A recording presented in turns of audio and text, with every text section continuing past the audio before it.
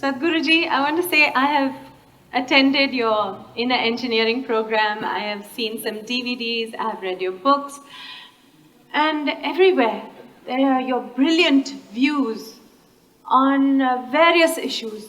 It could be from the making of a nation to the making of a toy car, from the running of a household to the running of parliament.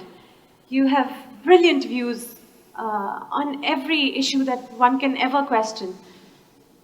Yet I know very little about you.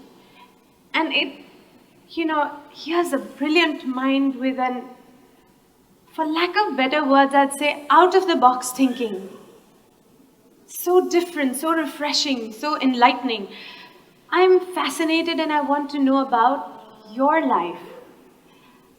And I'd like to know that, were you just born brilliant? Did it begin from that very moment? I was a normal birth, I didn't come in a box. My mother had a normal childbirth. No, I'm from the movies and I can't help thinking, was it like it is in storybooks, that a venerable sage came to your home and when he looked at your mother, he said, "There is going to be born a guru. Rejoice!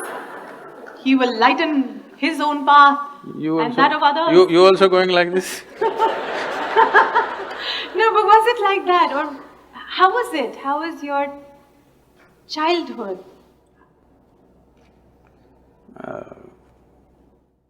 I don't think they all came to listen to my mother's labor pains. No, I'm really fascinated, intrigued that we're all here. But, the way you think, we wait to hear what you have to say. We've all been little children and we've all grown up, but we've grown up and been educated in schools but I find our way of thinking, our way of being very conditioned, like almost systematized. So where did it all begin? I think you're looking for something unnatural that happened there. One thing that could be considered unnatural was, it seems I was a very delayed birth. My mother went to the hospital 3 times and came back and she gave up, she said, "He's not coming." And when it actually happened, it happened at home. My father being a physician, that was not possible, she had to be in the hospital. 3 times she went and 3 times it didn't happen. They did everything possible and she gave up. So it happened at home. So that's the only reasonably unnatural thing, everything else was natural birth. I didn't come in a box and I refuse to be educated so the question that you're asking is, do people grow up and blossom or are they brought up by somebody? You will see the general expression is, I was brought up in this place, I was brought up in that way. Especially in the West, you will see, I was brought up Christian, I was brought up Jewish. These are very common words. I think it's absolutely ridiculous and humiliating that a human being has to be brought up. You bring up cattle, okay? You don't bring up a human being. A human being is supposed to blossom by his own nature. That is why he is on the top of the pile, at least on this planet in the evolutionary scale. And most human beings don't seem to understand that, or they're not allowed to understand that by a whole lot of people and they need to be brought up. Bringing up means somebody is molding you. Molding means it's a predetermined shape. No flower that blossoms is the same way as another one which blossomed yesterday. But a mold means it's always going to be the same. If you make a mold, the idea of making a mold is that we want to have the same form again and again and again. Right now, generally, that seems to be the work, unfortunately, of the current education system, the so-called religions that are operating in the world, and of course the family. They want you to be in a certain mold, they don't want you to blossom like a wildflower. because they're afraid of anything fresh happening among them. They want something that is familiar. They don't want something unfamiliar to be born among them. So, if you have succumbed to that system, then yes, you've been molded into a certain form. If you allow your humanity to blossom, then you will see you don't belong to any mold. This is the beauty of being human, that there is no a particular way to be. If you were a dog, you would be one way, if you were cattle, you would be one way, if you were a sheep, you would be another way, if you were a bird, you would be another way, a grasshopper another way. But to be human means there is no particular way. What is human is not defined, not described. It is just that. For every other creature on this planet, nature drew two lines. Within that, they have to play their game. For a human being, only the bottom line is drawn, there is no top line. But socially, people are trying to draw a top line for themselves. But nature has not drawn a top line for you, it's a limitless possibility. And this is what is freaking human beings right now, because they can't decide what they need to be. They're trying to be like somebody else. Only bottom line is set, top line has been removed. This is evolution. But wait, we still didn't quite get to… So how was it when you were a child? Were you put into a school to go the systematic way, and did you keep up with it? Do I look that educated? Don't insult me like that. Actually, you know, when I go and stand in the line, in the immigration lines, and particularly in America, they look at me and say, "Can you speak English?" I say,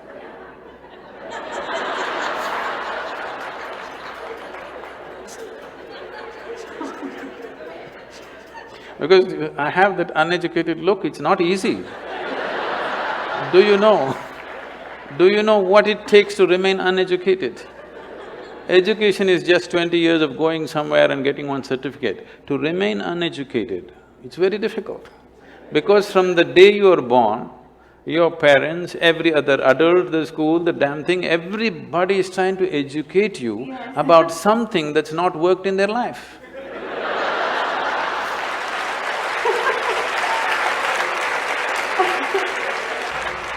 And then, did you also, like we all went through these confused teenage years of not really knowing where we're going? I mean, did you clearly know your path?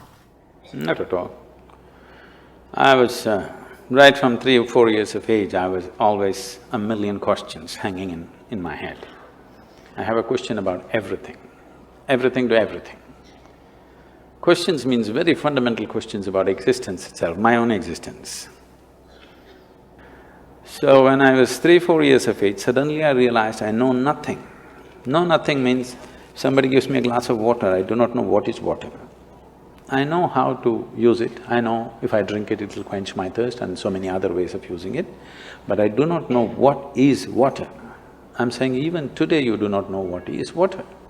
It's the only thing available in all three states on the planet. Two-thirds of the planet is water, two-thirds of your body is water. If you think life, we think water. But do you know what it is? With all the scientific exploration, we do not even know a single atom in its entirety. Today our idea of science is learning how to use everything. Yes, we know how to use an atom, we know how to break it, we know how to fuse it, but we really do not know what it is. Any one thing, tiniest thing in the creation, we do not know in its entirety. This is the fact of life. Well, even something simple as what you started with saying, that looking at water, I mean, straight away I was taught water, H2O, and what it can do, and you can mix it with colors and it becomes that, you can drink it and it quenches your thirst. But I never looked at it and said, I don't really know what is water. Because nobody looks at anything. See, everybody is looking like this. Nobody has any attention for a piece of life here. They're like this. If you pay attention to one life, one blade of grass, one grasshopper, one human being, something else will happen. That's why we said life and love, because if you pay attention to one human being, some love will happen within you, okay? If you miss life, at least some emotion in that direction must happen to you. That will happen only if you pay attention to one. If you're looking at like this, these days it's become a fashion because you're in love on Facebook, you love the whole humanity. To love one human being, if you want to love one human being, it costs life. To love the whole humanity doesn't cost anything. It's even better to love God, because it's always easy to love somebody who's not here now. It's so easy. But if you have to love somebody who's sitting next to you right now, it costs life. You know how difficult it is to love someone who's next to you right now? How easy it is to love someone who is dead or who is in heaven? Isn't it so? Let's face it. Because if you have to love one thing is you have to pay attention. Without attention, it will not happen. And above all, you have to give up something that is you to accommodate another, otherwise it will not happen. The English expression is very good, you must fall in love. You cannot rise in love, you cannot stand in love, you cannot fly in love, you have to fall. Something of you should fall, otherwise it'll not work, you will not know it. So, you want to have a fake sense of life, then you don't pay attention to anything. Everything is information, nothing is a living experience. Everything is from the textbook or from the cinema or from the internet. Nothing is from life's experience. We're doing more and more today of that.